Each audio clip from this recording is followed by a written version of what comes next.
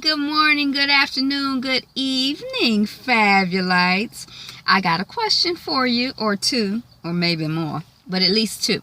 What opens with a monthly threesome, the monthly threesome, and what closes with a new of Glen, of Glen.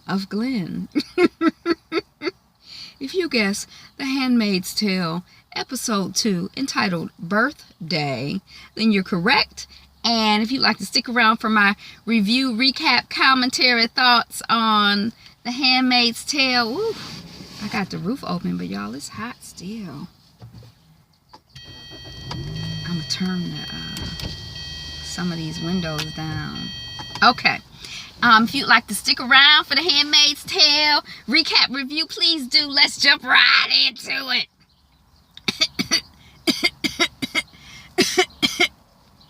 Okay, so, look, I had written a summary because I watched it twice. The first time I watched it, I just wanted to watch it. I didn't feel like taking notes.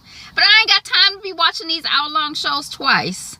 Because when you watch them the second time to take notes, it take time. So, but anyway, this was my summary from when I watched it the first time. Janine of Warren, also known as of Warren, gives birth. We see the community ritual and flashbacks to the birth of Joan and Luke's daughter Hannah, and the societal context of very few healthy babies. Joan gets a cookie, gets invited to meet in Commander's office, and plays Scrabble. Okay, so in the first scene, it's the monthly threesome, and we hear Joan talking about the color blue, and she's focusing on the ceiling. Woo, I think I already said this, but they do a good job of making them, the sex look just very unsexy. It looks very pragmatic, practical, dry. Just, it looks awful. That's what you should be showing to people who you want your children to be abstinent. Show them them scenes from The Handmaid's Tale. Because shit, it looked like it ain't fun worth a damn. Okay, then the next thing we have, excuse my language, please. Then the next thing we have is a group of handmaids sitting by the wall. It's four of them in total. So our main character, Miss Joan, plus three others, and they're sitting by the wall. As it's like a big brick wall, but in the book they call it the wall, but it's a big brick wall, and a body is being added, like a dead person. There's already one dead person hanging on the wall, and they're adding another body. And we talked about the wall in the first episode. The twins, that's her handmaid partner of Glenn. They're walking and talking about life before. Our main character, Joan, was a book editor. Is that what she said? And then the other woman of Glenn was a research scientist. We learned that St. Patrick's in New York City has been taken down. That's what Of Glen reports to us, is they observed the destruction of a local church where Joan's daughter was baptized. Joan asked, "How do you know?" And we think she's asking, how do you know? I thought she was asking if St. Patrick's in New York was taken down. But she's like, how do you know that there's an eye in my house? Which is a flashback to the end of the last episode. And as she's asking that question, we see a van stop. Two men get out. Our main character, Miss Joan, is looking terrified. Men get out. They run across the street. They snatch a man that was walking across the street by the church. And, they snatch him off the street. And Of Glen is basically like, it's okay to feel bad and, to feel relieved that it wasn't you. And Joan is like, it's just jacked up. And Of Glen is like, you can help. Find out anything you can. Your commander is a powerful guy. So anything you can find out, find out and tell us. She like, find out what? They like anything. She like anything you can find out. And somewhere, I don't know if she tells us that, but Anchorage is the capital, and the flag only has 2 stars on it now. And this is probably Joan talking, and she says, there has to be an us now, because there is a them. Okay, so then we're back from shopping. That was their morning shopping trip. Basically, every morning they go out shopping, her twin and basically all the handmaidens. Or handmaids. So we're back from shopping. She's in the kitchen with Nick. And Nick says, be careful of Glenn, and lets her know that the commander wants to see her in his office at 9 tonight, which she knows is forbidden. The commander knows is forbidden. Nick knows is forbidden. But what's she gonna do? Okay, so then we see Miss Joan in her room, and we hear the bong bong bong. She looks out the window. It's a red van pulling up. It's the birthmobile. Rita comes and she says, hurry up, they're not going to wait for you long. She helps her put on her cloak or whatever. And then we find out that Janine of Warren is in labor. And there are about 6 women in the van. And there's a black handmaid in the mix. And she's wondering, our main character is what's Janine gonna have? Is it gonna be an unbaby? And she describes, I guess, some of the different birth defects that children are experiencing in this new world. And she says that about 1 in 5 births are healthy if you can get pregnant at all. And then in flashbacks throughout the episode, but I'm just going to tell y'all about all the flashbacks because I think I have them grouped together. We see Luke driving Joan to the hospital to have Hannah. Joan is holding, another scene we see Joan holding and kissing and talking to her newborn Hannah as Luke sleeps like on a couch or something in the hospital room. And we find out from a nurse or a doctor or whatever who comes in that all the tests are normal. Joan is going with the hospital personnel person for bath time, and she's like looking in the nursery. You know, in movies and TV shows and whatever, you always see a million babies in a nursery, and you know, she's like, where are the babies? Where are the other babies? And the hospital staff person is like, there are no other babies. Well, she says 2 are in intensive care and the others are with God.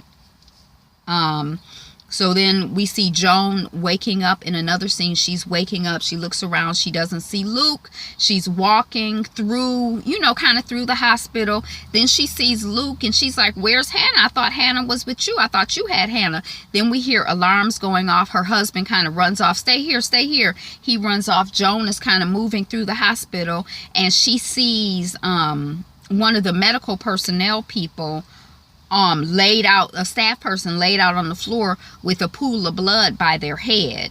And then she sees a woman who turns around and the woman has Hannah, her baby, Joan's baby, in her hand.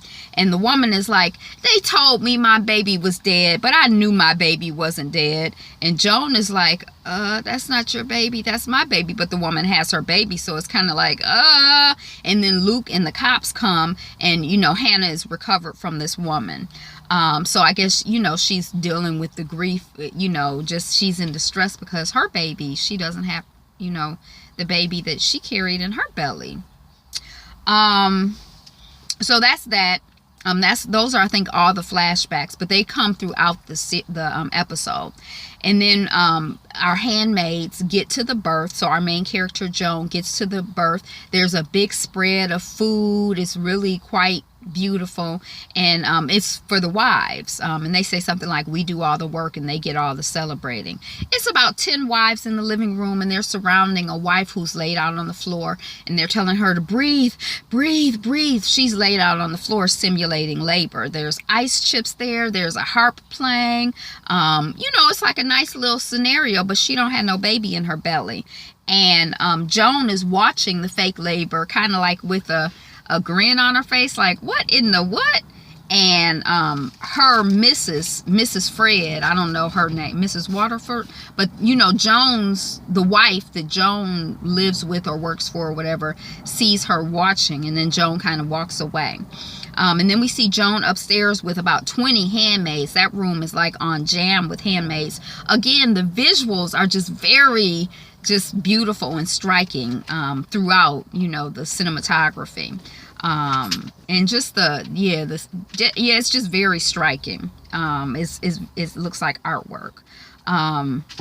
And then we see Joan downstairs. She's upstairs with the handmaids, and we see her downstairs, and she's with Glenn, and she lets Glenn know that the commander wants to see me. He wants me to come to his room. And Glenn is like, I'll find out why. I'm sneaky. And then, the next thing we see is 3 of the wives kind of come up to our main character, Joan, and they're like, what's up? Is it a breech birth? Did you hear the word breech, sweetie? They're kind of talking to her like she's slow.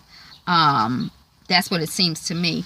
And then Offred is like, no. And then one of the wives or whatever is like, you want a cookie? And Offred is like, yes. And Offred is like, yes.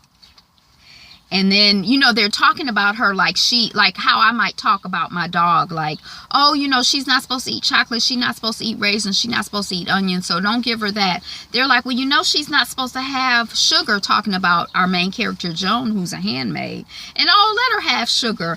And then Mrs. Waterford, they offer her the cookie. And, she says, yes, please. Would you like a cookie? She says, yes, please. And then one of the wives says, oh, isn't she well behaved? And then Mrs. Waterford, after she gets the cookie, is like, you may leave. And as she's walking away, she hears the wives saying, whores, all of them. You have to take what they give you. They just chit-chatting about her again, like she's not a human being. And like she's a willing participant in this situation, or like she set this situation up like this. Who in the world set things up like this? Because whoever it is, it may just very well cost you your life. That's from my favorite poem. That's probably not an exact quote. But what is it called? Poem About My Rights by June Jordan. If you haven't read that poem, read it. I love that poem. It's my favorite poem. Okay. Like she set things up like that. She ain't set things up like that. But, so anyway, she goes in the bathroom and spits the cookies out. You have to take what they give you. And then we see, back upstairs, Janine's labor has progressed, and it's basically progressed to the point where it's time for her to push. And so they put her on the birthing stool, and they send for the wife. The wife is like on a stool, like the stool is a 2-layer stool. So Janine is like between the wife's legs, and the wife is above her and behind her. It's just visually very interesting and very symbolic of the type of situation that they're in. And the baby is born, and then there's silence, and everybody looks real stressed out, like, oh my gosh, is the baby gonna survive? And then the baby cries. Now we're looking, when I'm watching, I'm like, is something wrong with the baby? I don't know, but they were just waiting for the baby to cry. So the baby cries. It's like a celebration. Everybody is relief. They put the baby and the wife on the bed, and the other wives gather around. And then the handmaids surround Janine, and Janine is watching the wife with her baby that she carried for 9 months and just gave birth to. And then Janine is kind of like in distress, and the handmaids comfort her. And again, that visual was very beautiful to me. It was beautiful to me. It was beautiful. And then the next morning we hear the baby crying, and Martha brings Janine the crying baby for her to nurse. And she asks Janine, if she knows how to, she knows how to nurse. And Janine is like, yeah. And Janine is kind of out of it. She seems depressed, and she's already had some issues with mental health, which everybody is crazy in that world and in that time. And she's talking to her, but she's feeding her baby, and she's talking to her baby. And I would feel bad, like I wouldn't want to bond with the baby, but you want to feed the baby. But dang, it's weird. It's kind of messed up. And Janine tells her daughter, oh, you're gripping my breast just like your brother did. And she tells her that I'm your mom, and she's singing to her. It might be called Two Birds. Don't worry about a thing. Every little thing is already all right. That's how she don't sing it like that, but whenever I hear that song, I sing it like that. In present tense, we affirming what is. Okay, so then we're back in the birth mobile, and Glenn is like, I found nothing out in terms of what your commander wants. And Glenn is like, you watch out for that Nick. And Joan or Offred is like, Nick told me to watch out for you, which I'm kind of surprised. It's kind of like, dang, you telling everybody everything. You gotta, it's this, in this kind of world, you can't be just saying everything you hear and everything you know. you know, use some observation. Sometimes when people tell you something, you just take it in and say, okay. Oh, I was watching this thing, and the main character is from Mad Men. I knew she looked familiar, but she was in Mad Men. I saw Mad Men. Did you see Mad Men? That's Joan. That's our Joni. And then we see Nick watching Joan in her room through the window. Joan pulls her shade down. Then Joan is using a horror film metaphor for herself as she goes into the commander. Like, you know, a lot of times the people, black people I've been around are like, why the white girl going downstairs in her high heels chasing out? I hear a noise. Let me put on my high heels and go investigate. And then she get her head cut off. No, girl, you hear a noise, you go the other way. And Joan is basically like, this is like the horror film where, you know, she think the boyfriend with the good hair is gonna save her. Am I in a horror film? God, please don't let me be a fucking moron. Her narrative is really funny. So there's just no way for me to capture it. But I think the voice, I already said this, I think that the voice in the TV show is stronger and funnier and more like dry humor than the voice in the book, at least as I experienced it. So she's tense and very scared because she don't know what's up. But we get into the office. It's shelves of books in there and Scrabble. He wants her to play Scrabble. That's his request. So, you know, then they play Scrabble, and then he's like, I beat you again. And she's like, well, I'm rusty. And he's like, well, we'll play again when I get back from DC. And she says, well, I'll check my schedule. And he kind of looks at her a certain way, and then he says, well, see if you can fit me in. And they kind of, when it's time for her to leave or when she's leaving, they're kind of shaking hands or holding hands. They don't kiss like in the book, but you know, it's kind of intimate. It's kind of interesting moment. And then back in her room, Joan is giddy and almost hysterical with relief, you know, because I think it would be very stressful. And then we see that, you know, it's the next morning and Joan is feeling herself. And she done survived the night. She ain't have to do no weird kinky sex thing. Because somebody said, oh, maybe he just wants a blowjob. I think Glenn had said that. And she didn't know what to expect. What was going to happen is stressful. So she done survived, and she played Scrabble. And she like, I wonder if Nick knows. She walking side by side with Nick. I wonder if Nick knows about it was funny, whatever she said about my wild orgy of triple wordplay or whatever she said. But it was funny to me at the time. Not funny enough for me to remember or write it down, but it was funny. Trust me, boo-boo. So she's going on her regular morning shopping excursion. Y'all know they go shopping every morning for the groceries. And, you know, we see the twin outside waiting for the gate as usual. And then the woman turn around. It's a whole new woman. It's a whole new woman. It's a new person. And Joan is sort of like taken aback, as we all are. All of us are like, oh.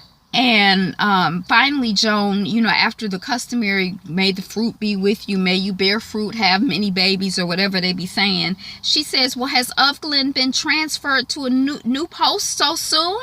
And then Glenn says, and we'll call her Glenn too, she says, I am Glenn.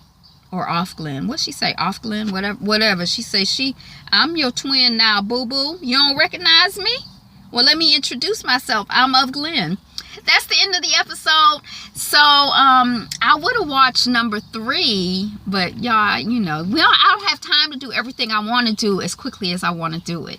But thank you so much for watching. I'm Angela. The channel is Be Fabulous You. And one word, all squashed together, no spaces. That's how you can find me. And please share this video, comment, like, and subscribe. You can find me on Twitter as Be Fabulous You, and my WordPress blog is Be Fabulous You. And I think you could probably find me on Facebook as Be Fabulous You. So anyway, boo-boo, thank you so much for watching. Have a wonderful, fabulous day. Be you. Be fabulous. Be fabulous. You. Mwah.